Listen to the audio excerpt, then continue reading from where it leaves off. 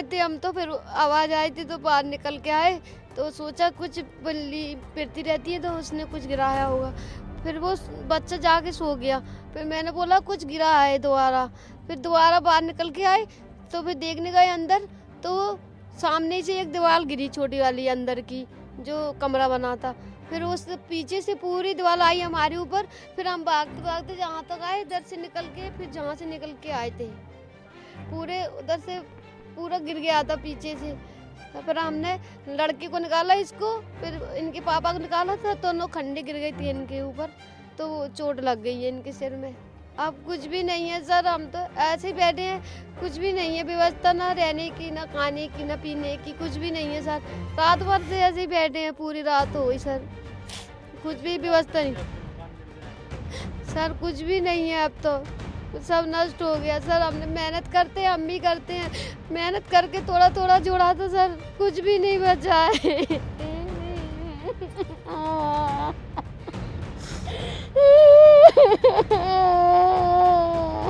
रात के 1 बजे का टाइम था लगभग। मैं सोकर उठ के आया, मुझे बिल्ली जैसी आवाज़ आई। मैंने सोचा बिल्ली ने कुछ गिराया है, तो बाहर देखने आया, छोटा ईंट का टुकड़ा पड़ा था एक इधर किचन की साइड। मैं उसको देखकर लौट के फिर से सोने चले गया। उसके बाद एक ज़ोर से धमाके सी आवाज़ आती है, जैसे कुछ बड़ा सा गिरता है ना, पत्थर वत्थर, उस जैसी आवाज़ आई मुझे। तो मैं फिर से उठ के आया और मेरे पीछे मम्मी भी आई साथ में। तो एक दीवार गिरी पड़ी थी पूरी, वो दीवार गिरी थी। उसको देखकर मम्मी ने बोला तू पीछे हो जा। फिर ये पूरी दीवार जो हमारे सामने गिरी है, ये पूरा इनका जो दाना ऊपर का, यहाँ से लेके पूरा ये हमारे ऊपर, मतलब हमारे ऊपर ही गिरता है। हम लोग यहीं खड़े थे, यहाँ से उठ के हम पीछे गए हैं। अगर हम पीछे ना होते तो हमारे ऊपर भी गिरती वो सब।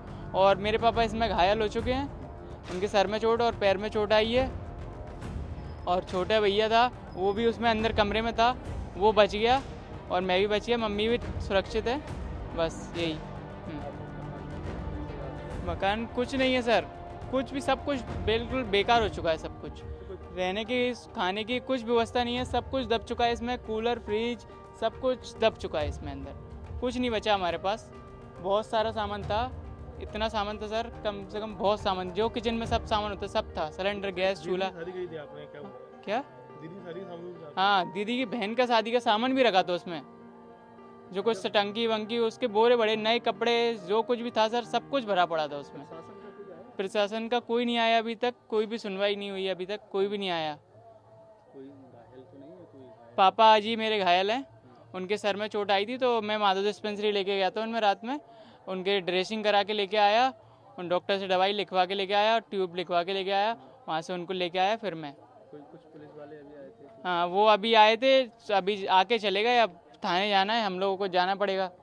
सुनवाई तो अभी कोई हो ही नहीं है। कारण क्या रहा, कैसे गिरे? कारण इन लोगों ने, हम इनसे 3 साल से बोल बोल कर थक चुके थे कि अपना ये कच्चा है जो आपका, उसमें प्लास्टर करवा लो या सीमेंट का घोल डलवा के पक्का करवा लो उसको। और ये दीवार में इनका क्रैक है, जो 3 साल से हम बोल रहे हैं इसको या तो सही करवा लो या मकान को उतरवा दो उसको, कमरे को आप। तो इनने कोई भी सुनवाई नहीं की। हम 3 साल से बोल बोल कर इनसे थक चुके थे। इन्हें अभी कुछ दिन पहले भी बोला था, लेकिन इनने कुछ नहीं सुना हमारा। पानी बरसा, उससे पानी से ज़्यादा प्रॉब्लम नहीं है सर, लेकिन इनका जो नल खुला छोड़ देते, बर्तन यहीं धोना, इनका सब कुछ यहीं करना, नहाना धोना सब यहीं होता था, तो पानी यहीं आता है उसका।